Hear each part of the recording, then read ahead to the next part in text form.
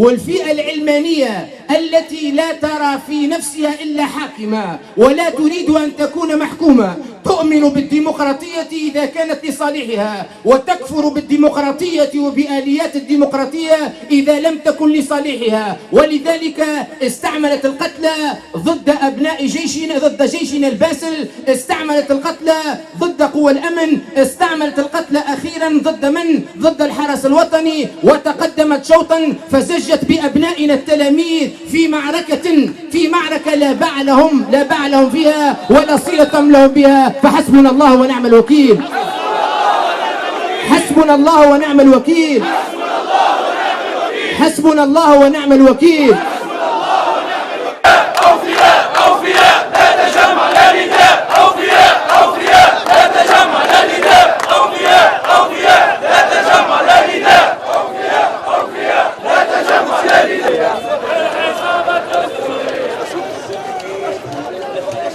الشهيد النصيحة لا تنازع القضية. هناك يهددوننا بأربع أنواع من الإرهاب، وعوها وافهموها جيدا. أول الإرهاب إرهاب الإعلام الفاسد، إعلام يرهبنا كل ليلة ويدخل إلى بيوتنا ويبث في قلوبنا الرعب وقلوب رعب كل التونسيين. هناك إرهاب اقتصادي وفيه نوعان، إرهاب الخبراء الاقتصاديين اللي يقول لك فلسنا ومش باش تلقاو شهاري والبلاد دخلت في حيط، وإرهاب هذوما خبراء مزيفين، وإرهاب الإضرابات والنقابات الفوضوية التي تضرب وتدمر في الاقتصاد وترهب الشعب. وما كلينيك مينيه في صفاقس إلا أكبر دليل على الإرهاب، هذا أكبر إرهاب، وأتينا اليوم لنندد بالإرهاب. ثم الإرهاب الثالث هو إرهاب استخباراتي مخطط له من قبل الاستخبارات الأجنبية المتواطئة مع البوليس السياسي الذي انحل بعد هروب المخلوع.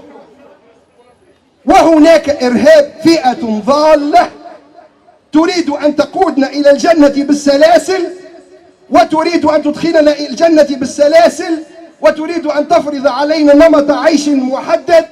فهذا كذلك هذه الفئة الباغية يا إما أن تأتي إلى كلمة سواء بيننا وبينهم، وإلا من يمارس العنف فسوف نمارس معه عنف الدولة.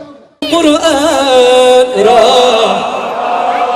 سجود صيام الله أكبر عاصفة ناسفة لمن خسروا انتخابات صناديق الاقتراع ويريدون الانقلاب بصناديق الموت وصناديق الإرهاب. نقول لهم إنكم تراهنون على جيادة خاسرة، وأن هذا الخروج للشعب إنما هو خروج ليعلنها أن للثورة شعب يحميها، وأن إرادة الشعب من إرادة الله، وإرادة الله لا تقهر، وإرادة الله لا تقهر. والله أكبر. كل الشعب التونسي ضد قتل الأبرياء، سواء كان في المؤسسة العسكرية أو المؤسسة الأمنية أو لأي فرد من أفراد الشعب.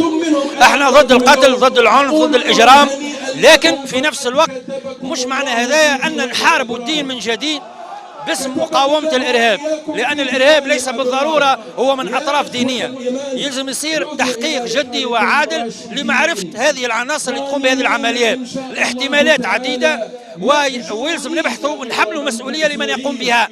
أما التستر بمفهوم مقاومة الإرهاب لمحاربة مظاهر التدين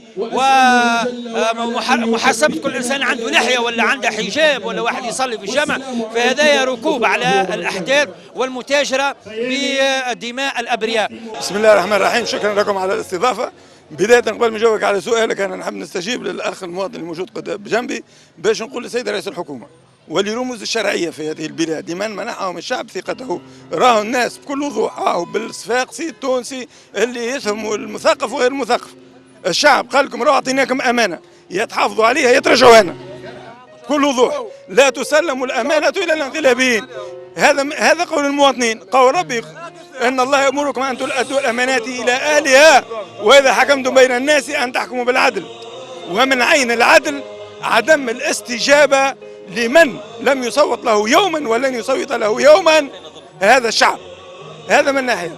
اليوم ما تعرض له الحرس الوطني وما تعرض له الشرطة وما يتعرض له قوى الجيش من اعتداءات من الإرهابيين، نحن ندينه، نعزي أمننا الوطني، نعزي إخواننا في السلك، ولكننا كذلك طلبنا منهم اليوم بكل وضوح أنهم يأخذوا من شعبهم قدوة واضحة. الشعب التونسي ما يجي يجهض الثورة المضادة والانقلابات عديد المرات كان بوحده، فكونوا متوحدين في مقاومة هالنقابات القليلة واللي ما تمثل كان قلة في الجسم الأمني السابق والشريف باش توقفوهم عند حدهم، وباش كذلك تقولوا لهم الثورة المضادة لن تمر عبر قواتنا الأمنية ولا حرسنا الوطني ولا جيشنا.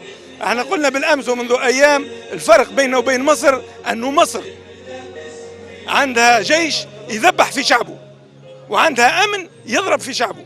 في تونس عندنا جيش يقتل ويذبح من أجل شعبه وعندنا أمن يستشهد من أجل شعبه.